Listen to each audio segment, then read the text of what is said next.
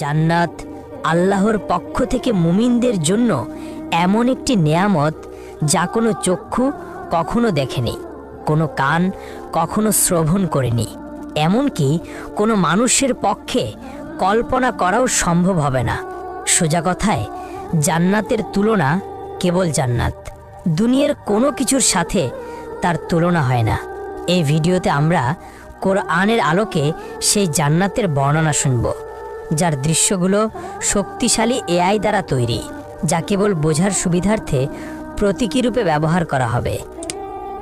ভয়াবহ হাসরের ময়দানে যখন মানুষের জীবনের প্রতিটি কর্মের হিসাব নেওয়া হবে, তখন কারো ভাগ্যে জান্নাত নির্ধারিত হবে, আবার কারো ভাগ্যে জাহান্নাম। এবার কল্পনা করুন, আল্লাহর রহমতে আপনি সেই সৌভাগ্যবান বান্দাদের একজন যাদের জান্নাত নসিব হয়েছে। আপনি দাঁড়িয়ে আছেন জান্নাতের দরজায়। চিরশান্তির সুন্দর জীবন কয়েক কদম দূরেই আপনার জন্য অপেক্ষা করছে, কিন্তু ভেতরে প্রবেশের আগে আপনাকে সম্পূর্ণভাবে পরিশুদ্ধ হতে হবে।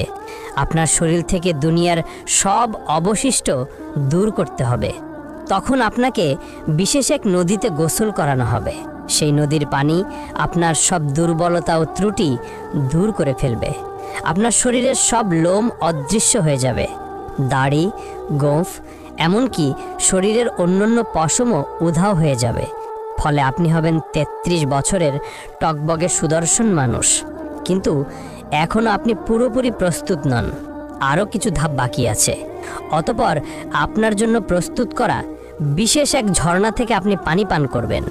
এতে আপনি হবেন সম্পূর্ণ পবিত্র, ভিতর থেকে এবং বাহির থেকে পুরোপুরি জান্নাতের জন্য প্রস্তুত। তারপর আপনি দাঁড়াবেন সেই ফেরেশতার সামনে, যার দায়িত্ব হলো আপনার জন্য দরজা খুলে যাওয়া। তার নাম হলো রিদওয়ান। যাই হোক, জান্নাতের দরজার কথা বলতে গেলে জান্নাতের মোট 8টি দরজা রয়েছে। প্রতিটি দরজা দিয়ে মানুষ জান্নাতে প্রবেশ করবে ভিন্ন ভিন্ন আমলের ভিত্তিতে। আপনি কোন দরজাতে প্রবেশ করবেন তা নির্ভর করবে আপনার আমল ও এই দুনিয়ায় তুমি কেমন জীবন কাটালে তার উপর। জান্নাতের প্রতিটি দরজার আলাদা আলাদা নাম রয়েছে, তবে সবগুলোর উপরে একই বাক্য লেখা, লা ইলাহা ইল্লাল্লাহু মুহাম্মাদুর রাসূলুল্লাহ।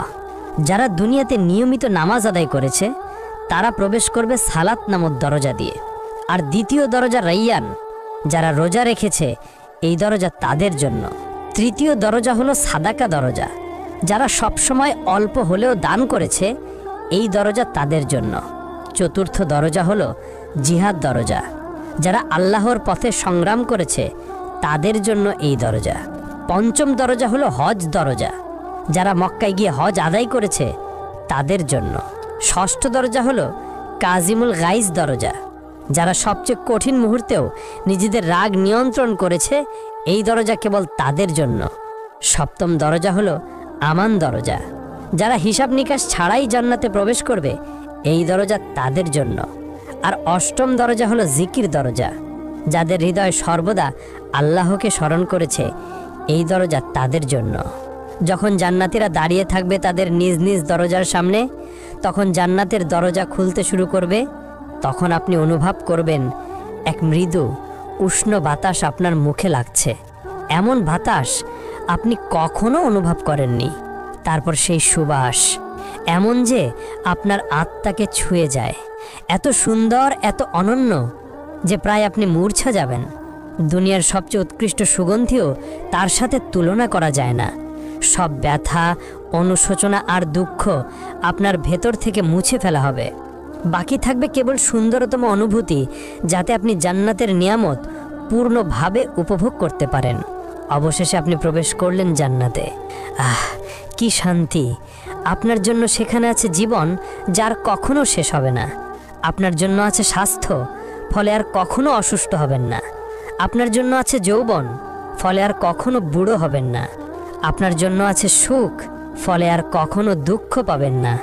আপনি জান্নাতে প্রবেশ করতেই ফেরেশতারা আপনাকে স্বাগত জানাবে আর বলবে, আল্লাহর পক্ষ থেকে তোমার উপর শান্তি বর্ষিত হোক, স্বাগতম, এখানে চিরকাল থাকো। প্রথমে আপনাকে দেওয়া হবে প্রাসাদ, বাগান ও পুকুর সহ। তারপর আপনার হৃদয় যা চায় তাই আপনাকে দেওয়া হবে। একটিও বাদ যাবে না। হ্যাঁ বন্ধু, এটাই জান্নাত। এমন এক জায়গা যেখানে নেই কোনো দুঃখ, নেই কোনো ভয়, নেই বার্ধক্য, নেই ব্যথা। এমন এক জায়গা যেখানে রয়েছে সব সৌন্দর্য যা আপনি জানেন এবং জানেন না। আপনি বসবাস করবেন এমন ঘরে যা তৈরি হয়েছে সোনা ও রূপার ইট দিয়ে। মরক্কা হিসেবে ব্যবহার হয়েছে মিশক, কঙ্কর হলো মুক্তা ও রুবি, এবং মাটি হলো জাফরানের। আপনি ফিরে এসেছেন সেই জায়গায় যেখানে আপনার সৃষ্টি হয়েছিল প্রথমবার। অতঃপর ফেরেশতারা আপনার সাথে কথা বলবে। তারা জিজ্ঞেস করবে, সবে তুমি জান্নাতে প্রবেশ করেছো, এখন বলো তুমি কি চাও। উত্তরে আপনি বলবেন, আমি ইতোমধ্যেই আমার রবের অসংখ্য নিয়ামত ও উপহার দেখেছি, আমাকে আরেকটু সামনে যেতে দাও এবং আরও উপভোগ করতে দাও। তখন ফেরেশতারা উত্তর দিবে, এগুলো তো কেবল সূচনা, তুমি এখনো কিছুই দেখোনি, এর চেয়েও মহান নেয়ামত তোমার জন্য অপেক্ষা করছে। অতঃপর আপনি এগিয়ে চললেন। আপনার সামনে উদিত হলো এক প্রাসাদ যা পুরোপুরি খাঁটি সোনার তৈরি। এর বারান্দাগুলো মুক্তার মতো ঝলমল করছে। আপনি যতই কাছে যান, কিছু দাসদাসী উপস্থিত হয়। তাদের রূপ যেন ছড়িয়ে থাকা মুক্তার মতো। তারা হাতে ধরে আছে রূপার থালা ও সোনার পাত্র। তারা সালামের মাধ্যমে আপনাকে অভ্যর্থনা জানায়। আপনিও সালামের জবাব দিলেন। আপনি সিদ্ধান্ত নিলেন এখানেই থেকে যেতে, কিন্তু ফেরেশতারা বলল, এর চেয়েও মহান নেয়ামত সামনে আছে, চলতে থাকো। ফলে অবাক হয়ে আপনি আবার হাঁটতে লাগলেন। এবার আপনি দেখলেন আরেকটি প্রাসাদ যা লালচে রুবি দিয়ে গড়া, এত পরিষ্কার আর উজ্জ্বল যে বাহির থেকে ভিতরের অংশ দেখা যায়। তারপর আপনি তার ভেতরে প্রবেশ করলেন। ভেতরে আছে ৭০,০০০ কক্ষ, অপূর্ব সৌন্দর্য ভরা, যাতে আপনার আত্মা ও দেহ আনন্দে আপ্লুত হয়ে উঠল। প্রতিটি কক্ষে সাজানো আছে খাবারের থালা, ফল, মাংস, পানীয়, সবই আপনার রবের পক্ষ থেকে অসাধারণভাবে প্রস্তুত। তখন আপনি একটি ফলে কামড় দিলেন। তা আপনাকে মনে করিয়ে দেয় আপনার জীবনের প্রিয় সব স্বাদ। তবুও স্বাদটি একেবারেই নতুন, এর আগে কখনো অনুভব করেননি। আপনি এক চুমুক পানীয় পান করলেন, ফলে আপনার হৃদয় ভরে ওঠে অবর্ণনীয় সুখে। হঠাৎ একটি দরজা খুলে গেল। ভেতরে প্রবেশ করলো আপনার প্রিয়জনেরা, আপনার মা, বাবা, প্রিয়তমা স্ত্রী আর সন্তানেরা। আহ, আর কি চাই! আনন্দে আপনার নিঃশ্বাস আটকে যাওয়ার মতো অবস্থা। যেসব মুমিনদের সাথে আপনি পৃথিবীতে চলাফেরা করতেন, তারাও এখন আপনার পাশে। তাদের দেহ ঝলমল করছে আর মুখে সুন্দর হাসি। চতুর্দিকে প্রাসাদ, বৃক্ষ, নদী আর নিয়ামত, সবকিছু কেবল আপনার জন্যই সাজানো। এক সীমাহীন জগৎ যার কোনো সীমানা নেই। অতঃপর ফেরেশতারা আপনাকে পোশাক পরাবে, জান্নাতের জন্য বানানো বিশেষ পোশাক, সবুজ রঙের, সিল্কের মতো হালকা কিন্তু সমৃদ্ধ কারুকার্যময় ব্রোকেডের মতো ভারী। সেই পোশাকে আছে ৭০টি স্তর, প্রতিটি স্তর ভিন্ন রঙে সজ্জিত। পুরো পরিবেশ যেন এক উৎসব, যা শুধু আপনাকে স্বাগত জানানোর জন্য। শান্ত, প্রশান্ত, অসংখ্য দাসদাসী পাশে প্রস্তুত, যে কোনো মুহূর্তে সেবা দেওয়ার জন্য। আপনি বিস্ময়ে ভাবলেন, এখন আমি কি করব, কোথায় যাব? তখন এক আয়োজন শুরু হলো। একটি মেষ আনা হলো এমন এক জায়গায় যা জান্নাতবাসী ও জাহান্নামবাসী উভয়ই দেখতে পায়। কিন্তু এই মেষ সাধারণ প্রাণী নয়, এর নাম মৃত্যু। এরপর যা ঘটে তা আপনার হৃদয়কে চিরস্থায়ী শান্তির আরও কাছাকাছি নিয়ে যায়। একটি ঘোষণা শোনা যায়, হে জান্নাতবাসীগণ, তোমরা জানো এটি কে? তখন জান্নাতবাসীরা মাথা তোলে এবং বলে, হ্যাঁ, এটি মৃত্যু। অতঃপর আবার ঘোষণা হয়, হে জাহান্নামবাসীগণ, তোমরা জানো এটি কে? তখন জাহান্নামবাসীরাও মাথা তোলে এবং বলে, হ্যাঁ, এটি মৃত্যু। এরপর একজন ফেরেশতা সেই মেষকে কোরবানি করল, ফলে মৃত্যুর মৃত্যু হলো এবং ঘোষণা দেওয়া হলো, হে জান্নাতবাসীগণ, তোমরা এখনো চিরকাল বাঁচবে, তোমাদের আর মৃত্যু নেই। হে জাহান্নামবাসীগণ, তোমরাও চিরকাল থাকবে, তোমাদের জন্য আর মৃত্যু নেই। হ্যাঁ বন্ধু, এখন আর মৃত্যু নেই। আপনি আর কখনো অসুস্থ হবেন না, আপনি চিরকাল বাঁচবেন, আপনার আর মৃত্যু নেই। জান্নাতবাসীদের জন্য এটাই হলো চিরন্তন আনন্দ, শান্তি ও নিয়ামতের সময়। যদি আপনি এই জীবনে বিবাহিত হন এবং উভয়ই জান্নাতে প্রবেশ করেন, তাহলে আপনাদের বন্ধন আবার ফিরিয়ে দেওয়া হবে, কিন্তু এবার আর কখনো আলাদা হতে হবে না। যেই স্বামী বা স্ত্রী জান্নাতে উচ্চ মর্যাদা পাবে, অন্যজনকেও সেই স্তরে তুলে দেওয়া হবে। সেখানে থাকবে না কোনো ঝগড়া, না হৃদয় ভাঙা, না বিশ্বাসঘাতকতা। থাকবে শুধু খাঁটি ভালোবাসা, যা প্রতি মুহূর্তে আরও গভীর হবে। স্ত্রী ও স্বামী সময়ের সাথে আরও সুন্দর হয়ে উঠবে। একজন বাইরে থেকে ফিরে এলে অন্যজন তাকে দেখবে আগের চেয়েও সুন্দর রূপে, এবং উভয়ই একই কথা বলবে, তুমি আগের চেয়ে আরও সুন্দর লাগছো। নারীরা এতটাই সুন্দর হবে যে তারা দুনিয়ার সবচেয়ে অপূর্ব নারীদেরও ছাড়িয়ে যাবে তাদের স্বামীদের জন্য। কিন্তু যদি আপনি বিবাহিত না হন বা স্বামীর সাথে কখনো শান্তি না পান, তাহলে আল্লাহ আপনাকে দিবেন তার থেকেও উত্তম সঙ্গী, যিনি শুধু আপনার জন্য সৃষ্ট, এতটাই সুন্দর যা আপনি কখনো কল্পনাও করেননি।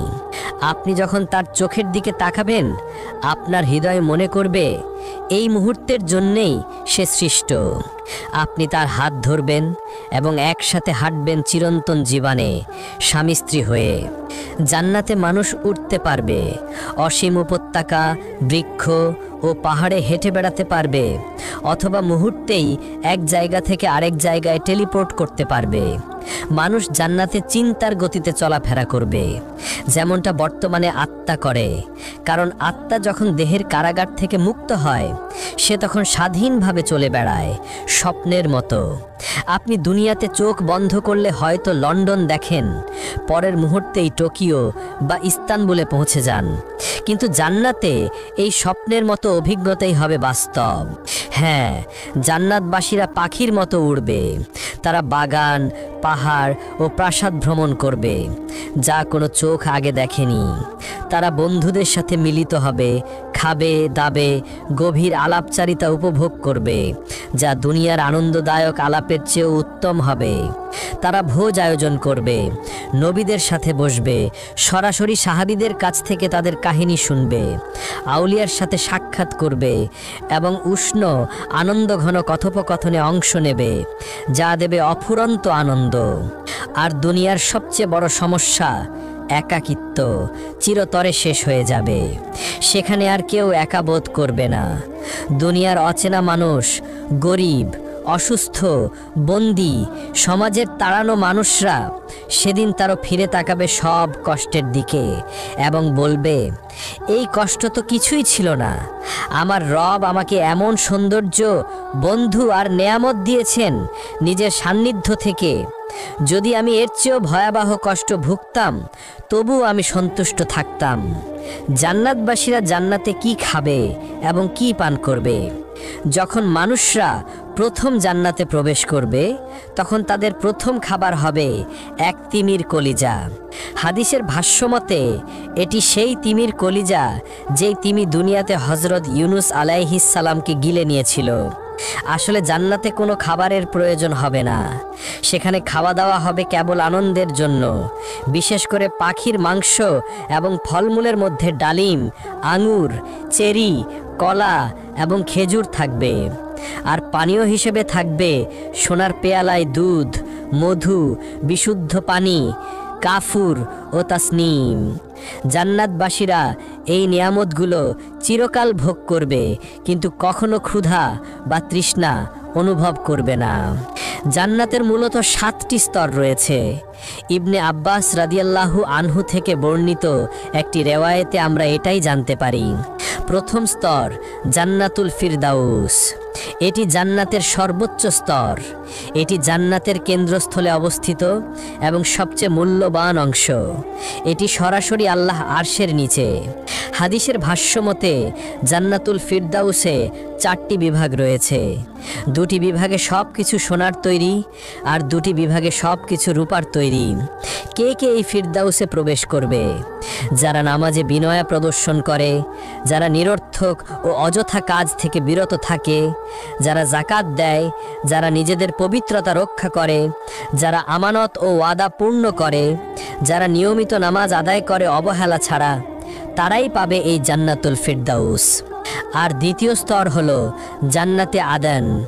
এটি নবী রাসূল, সত্যবাদী, শহীদ ও সৎ মুমিনদের জন্য। এখানে থাকবে কল্পনার অতীত সৌন্দর্য। এর ভেতরে সোনার নদী প্রবাহিত হবে, ফেরেশতারা মুমিনদের অভিনন্দন জানাবে এবং ধৈর্যের জন্য জান্নাতের সুসংবাদ দেবে। তৃতীয় স্তর হলো জান্নাতুন নাঈম। এটি নেয়ামত ও শান্তিতে পূর্ণ এক জান্নাত। যা মুমিন চাইবে সব কিছু সেখানে থাকবে। তারা আল্লাহর অনুগ্রহে চিরস্থায়ী আনন্দে বসবাস করবে।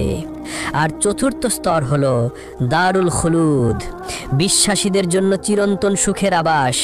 এখানে কোনো ভয় বা দুঃখ থাকবে না। অসংখ্য নেয়ামতে পরিপূর্ণ হবে এর অধিবাসীরা।